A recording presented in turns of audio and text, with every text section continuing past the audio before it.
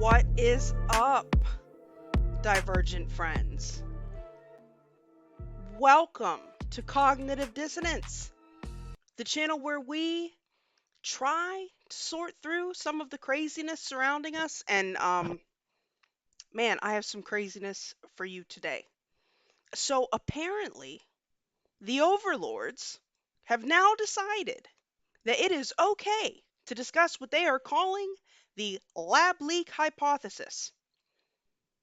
A year and a half into what is arguably one of the most consequential catastrophes in modern history, and now the elites have decided that this is a subject worth addressing. Man, if that alone does not speak to the abject failure of both global and local governance, then I don't know what does. Okay, but before we get into it, I want to thank some donors from the last show on Cashapp. Big thanks to Chris Hawkins. PayPal, thank you, Bob Baroker on Foxhole with the gold pill love. Thank you, Miguel California, Dodie Danny, Alara, Stiglitz, Capable 2, Christine C, Judy's Pissed, Leah Worth, Magical Trevor, Wise Mama Bear, and Share Within. And on DLive, Lady D626, American Links, Mr. Fox, and Julie65, you guys mean the world to me. I cannot thank you guys enough for watching. If you want to support the channel, you can donate directly at loyal2ThaFoil.com or with the Cash App. My cash tag is in the description below. Okay, so at any given time, there are labs around the world that are working in various capacities with virus samples of various effect and lethality. Frequently, viral manipulation is an essential part of study and virology in general. This is not necessarily always a bad thing. Okay, gain of function research can highlight possible mutations that can take place in currently known viruses. It allows for better, community surveillance of the viruses and tracking. It helps us to identify when these mutations arise. Lets us prepare vaccines in advance of different outbreaks.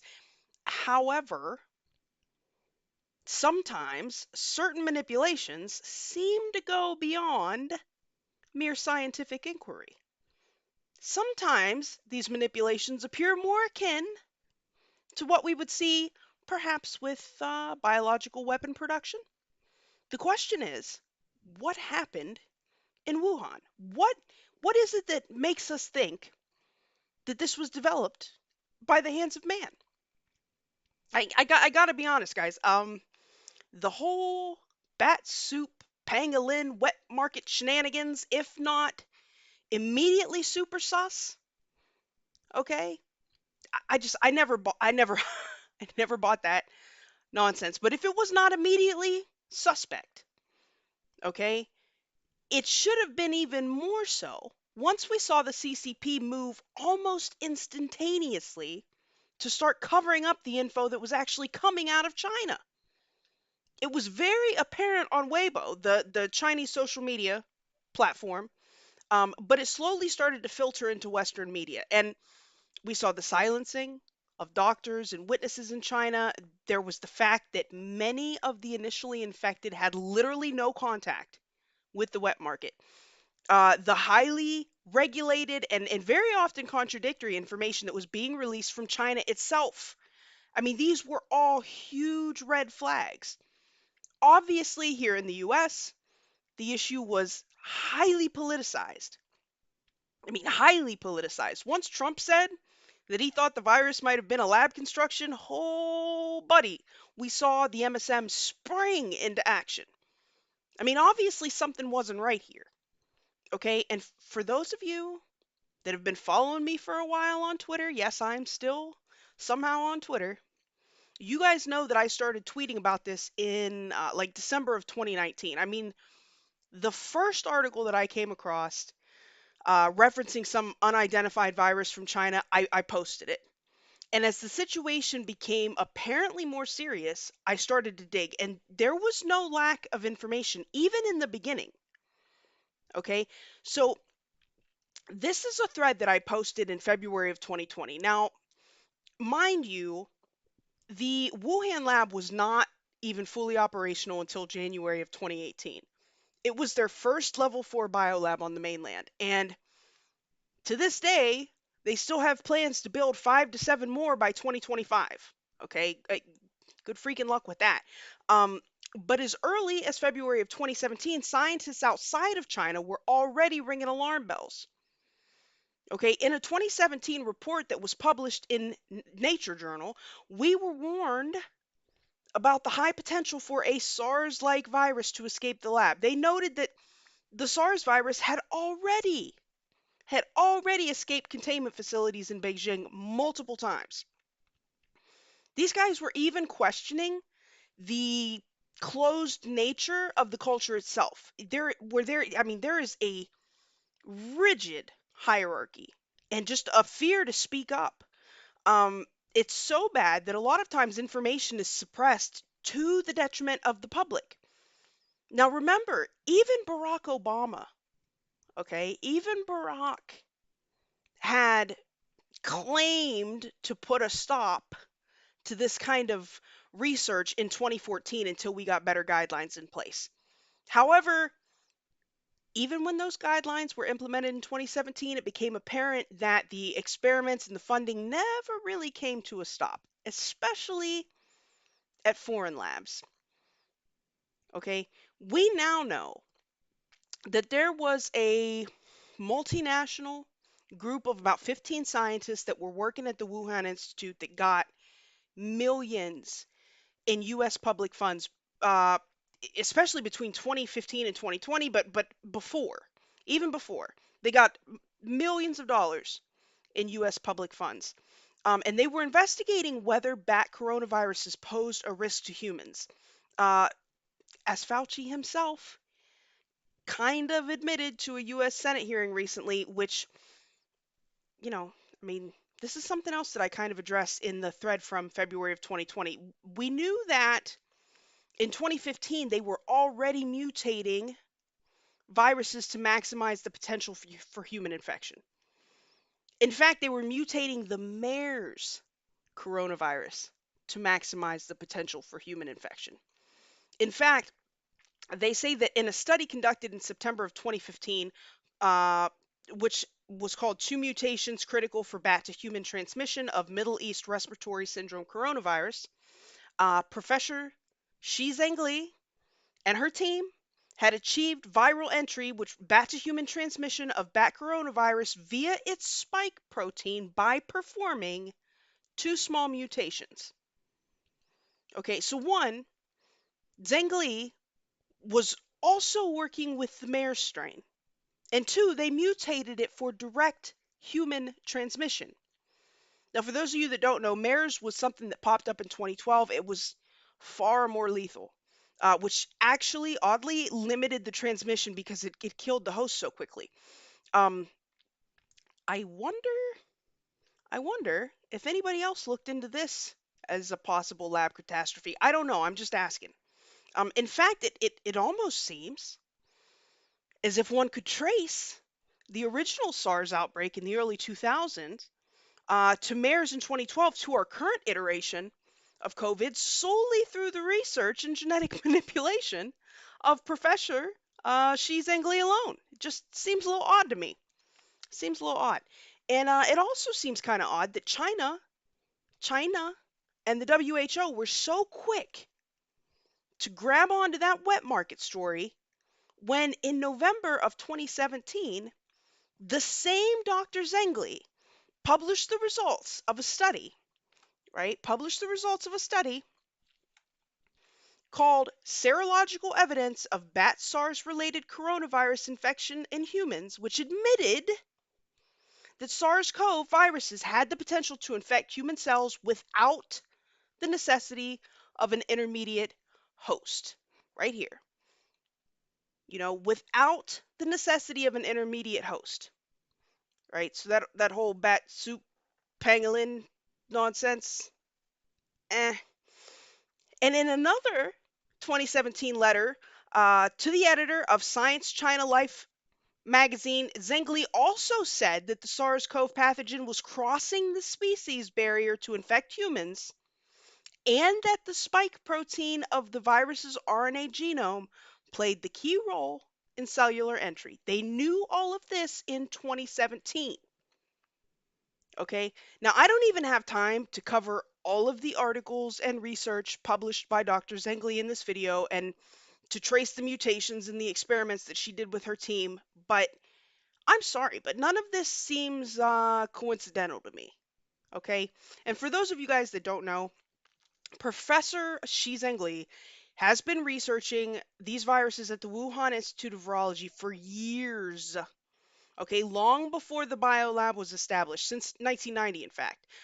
She's the director for the Center for Emerging Infectious Diseases at the Wuhan Institute of Virology now, and her team has gotten millions in US funding to do this research over the years. And in fact, the day before, the alleged infections at the wet market, she published a study called Molecular Mechanism for Antibody-Dependent Enhancement of Coronavirus Entry, in which she stated that they identified a novel molecular mechanism for viral entry that could guide future vaccine design. Okay, this was days before the alleged first infections. That just seems kind of sus to me, people. Seems kind of sus to me. Now, maybe she was just trying to advance the science of the field. Maybe this was all in the pursuit of scientific inquiry. But there have been statements made by credible individuals that seem to suggest things to the contrary. In fact, Danny Shoham, who was a former Israeli intelligence officer who was also a microbiologist and who was a senior analyst for intelligence on biological and chemical warfare, said that certain labs in the Wuhan Institute have probably been engaged in R&D on Chinese biological weapons. Okay, our own State Department accused China of being involved in biological activities with what they call dual use applications. Scientific, military, dual use. Okay, and we already know that Chinese nationals, and especially Chinese nationals that are engaged in scientific or academic pursuits, um, and regardless of the country in which they reside, are bound by the CCP to report any information that may be useful to the country or the party. All right. And let's not forget about China's Thousand Talents program, right? I don't know if you guys remember this guy here, um, Dr. Charles Lieber. Uh, he, he joined up with this Thousand Talents nonsense, where they literally recruit scientists and academics who would also be handing over their research to the CCP. As in the case of this guy, like I said, Charles Liebert of Harvard, who was working on the cutting edge of nanotech for biological applications and who had come to an exchange agreement with the Wuhan Institute of Technology. Um, we also saw some crazy stuff in the early days as far as viruses being shipped from different labs over to the Wuhan Institute. I don't know if you guys remember this. These Canadian scientists that were sending shipments of Ebola and Henipa and God knows what else to the Wuhan Institute of Virology. I mean, these ones specifically were later arrested and booted from Canada's National Microbiology Lab in Winnipeg. So, um, I mean, China has its hands in all the cookie jars, man. China definitely has its hands in all the cookie jars. And, none of this was new information. none of this was new information, right? There were actually several studies by respected scientists that claimed that there was evidence of viral manipulation very early on. Specifically, specifically an Australian study that was released in May of 2020 that said that this could not possibly have arisen in nature. That they found the virus's binding strength for human cells far exceeded similar properties for infecting other animals. They also said that this, plus the fact that that no corresponding virus has been found to exist in nature, led them to believe that our iteration of the Rona is a human created virus, right? And then there was an Indian study also.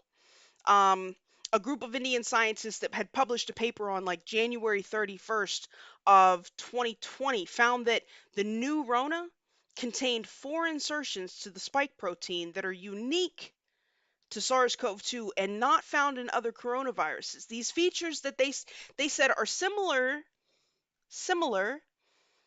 to those found in HIV, right? Which is kind of crazy. Um, Kind of crazy because that wasn't really new information either. If you remember, China, it was wild because one of the first things I saw was that immediately when this outbreak started in Wuhan, China started treating the sick with HIV medications. Okay, and in 2010 in 2010 they knew that the ACE2 allowed for the invasion of host cells. They were using HIV based pseudotype infection assays during testing. Okay, and another one of Zengle's studies, angiotensin converting enzyme 2 ACE2 proteins of different bat species confer variability or variable susceptibility to SARS-CoV entry, right? Where I mean they were already manipulating the ACE2. They were already manipulating the ACE2, which is nuts. Um, and at the time, as all of this is happening, all this information, I mean, this is from early 2020. All this information is coming in. Fauci dismissed all of it. The media did too. So what changed, right? What changed? I'm sure a lot of you guys saw this. Of the NIH funding of the lab in Wuhan. Senator Paul, with all due respect, you are entirely and completely incorrect that the NIH has not ever and does not now fund gain of function research in the Wuhan Institute Do they fund of Dr. Virology. Barrick? We do not fund. Do you fund Dr. Barrick's gain of function research? Dr. Barrett does not doing gain of function research, and if it is, it's according to the guidelines, and it is being conducted in North Carolina, not You don't think in inserting China. a bat virus spike protein that he got from the Wuhan Institute into the SARS virus is gain of function? That is You would not be in the minority because at least 200 scientists have signed a statement from the Cambridge Working Group saying that it is gain of function. Well, it is not. And if you look at the grant and you look at the progress reports, it is not gain of function, despite the fact that people tweet that. So do you still support sending money to the Wuhan Virology Institute? We do not send money now to the Wuhan Virology Do you support Institute. sending money? We did under your tutelage. We were sending it through EcoHealth. It was a sub-agency and a sub-grant. Do you support that the money from NIH that was going to the Wuhan Institute? Let me explain to you why that was done. The SARS-CoV-1 originated in bats in China. It would have been irresponsible of us if we did not investigate the bat viruses and the serology to see who might have been infected. Or perhaps it would be China. irresponsible to send it to the Chinese government that we may not be able to trust with this knowledge and with this incredibly dangerous viruses. Government scientists like yourself who favor gain-of-function research. I don't favor gain-of-function research in China. You are saying things that are not correct.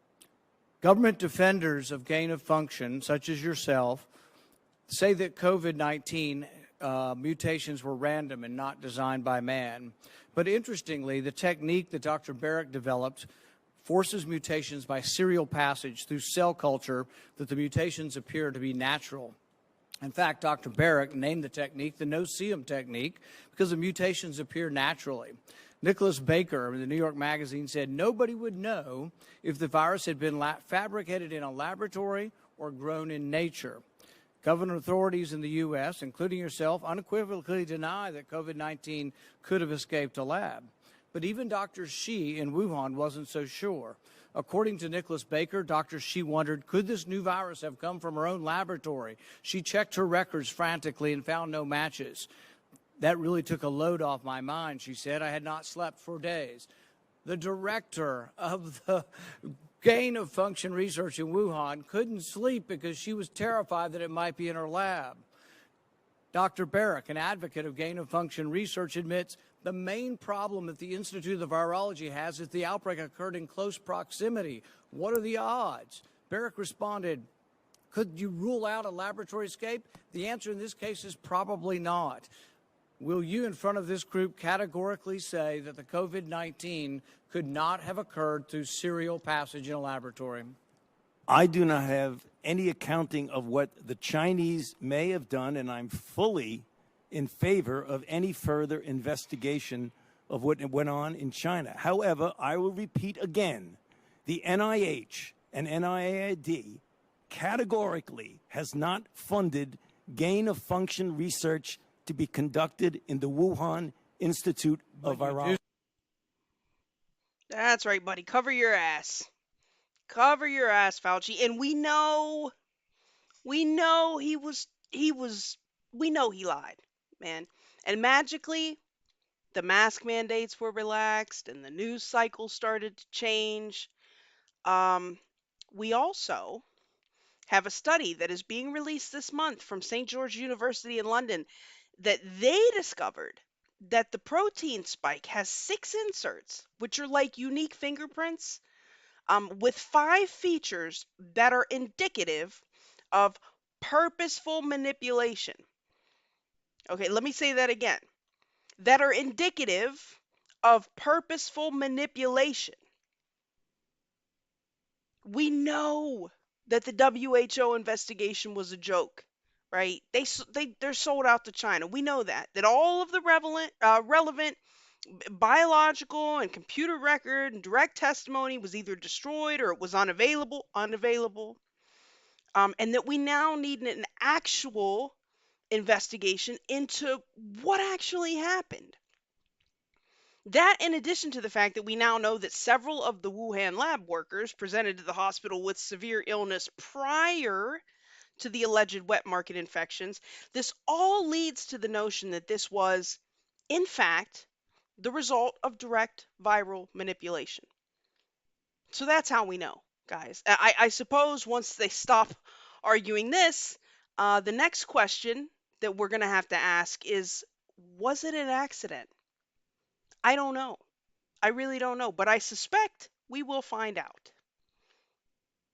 Okay, so that's what I got for you today. Guys, if you haven't gone over to Rokfin and made the free account, you need to do that. There are a ton of good content creators over there, and if you're feeling froggy and you want to subscribe through my channel, you get access to all the premium content on the platform. The Android app is in the Play Store now too, which is freaking awesome. If you drink coffee or you need some special spice, different rubs for your meats, or maybe you just want to get that manly beard up, you can go to beardvet.com and use promo code SFN at checkout for 10% off. You'd be supporting this channel, you're supporting veterans. It's a freaking win-win. And if you haven't followed yet, if you're watching this video and you haven't clicked the subscribe button, please do. You guys can find me on YouTube, DLive, Foxhole, Twitch, and of course on the Rokfin. Guys, like this video, share this video, and until next time, stay loyal.